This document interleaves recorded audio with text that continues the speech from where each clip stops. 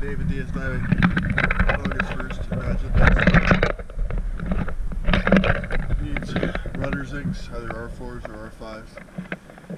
Shafts have two sets of zincs. They're 2-inch zincs. One set needs to be replaced.